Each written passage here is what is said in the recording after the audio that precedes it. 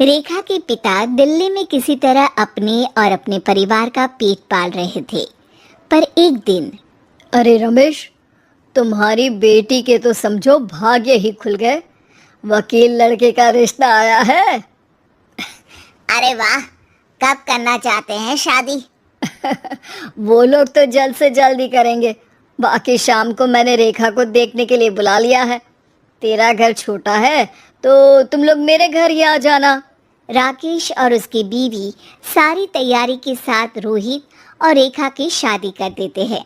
लेकिन अगले ही दिन, देखो रेखा, शादी भले ही हो गई है, लेकिन तुम ये मत सोचना कि मैं किसी जोरू के गुलाम टाइप रहूंगा।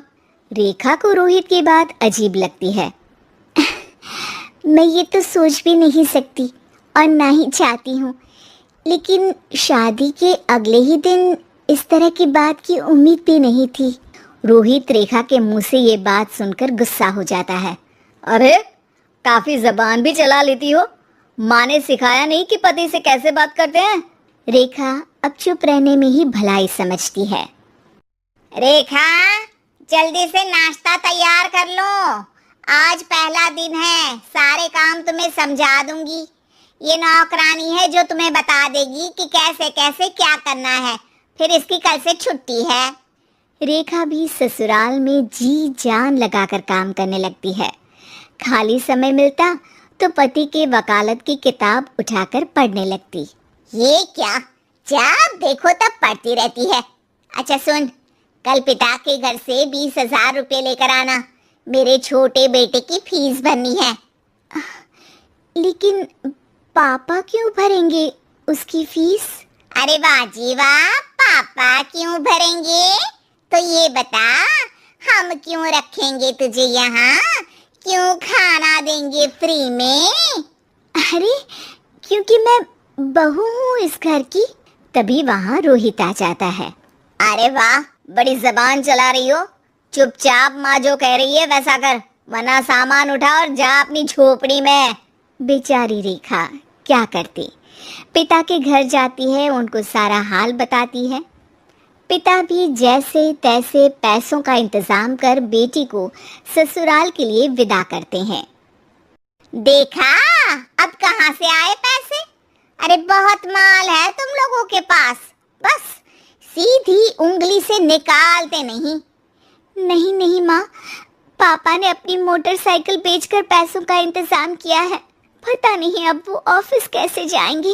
अरे वाह भाई, ये भी हम सोचे। खैर, जैसे तैसे दिन बीतते हैं। रेखा जहाँ एक प्यारे से बेटे की माँ बनती है, तो वहीं उसका वकालत की किताब में ज्ञान और गहराता जाता है। हे भगवान, बुरे फंसे। ये केस तो लगता है कि मैं हार ही जाऊंगा। देखिए, मैंने आपकी इस केस की फाइल पढ़ी थी। इस केस को जीतना बहुत ही आसान है।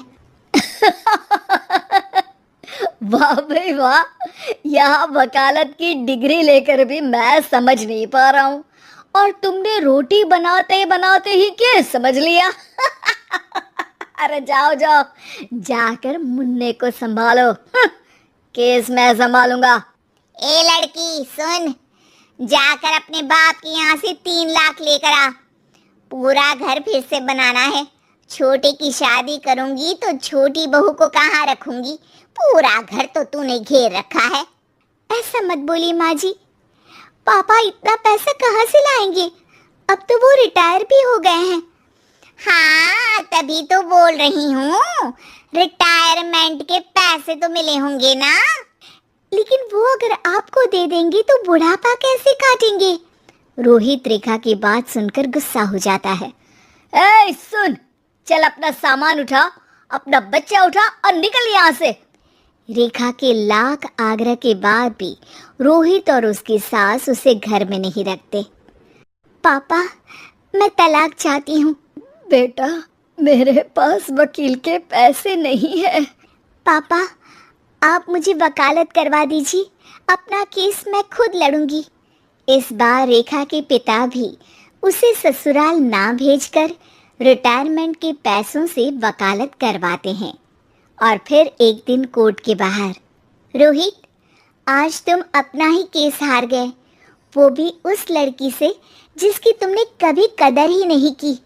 रेखा, मुझे माफ़ कर दो। मैं इतनी बड़ी अमाउंट कहाँ से लाऊंगा? मैं हर महीने पैसे नहीं दे सकता तुमको। पैसे वहीं से लाना जहाँ से तुम मेरे पापा को लाने के लिए मजबूर करते थे। एक पिता अपनी बेटी की शादी उसकी खुशहाली के लिए करता है, ना कि सारी जिंदगी कर्जदार बनने के लिए। अरे, मेरे ही बेटे की किताब पढ़ पढ़कर ज्ञान बांट रही हो। वकालत की किताब तो ससुराल में ही पढ़ी थी ना। बिल्कुल, यहाँ मेरी गलती रही। जिस पैसे से मैंने इसकी शादी की थी, मुझे वो पैसे पहले इसकी पढ़ाई में लगाना चाहिए था।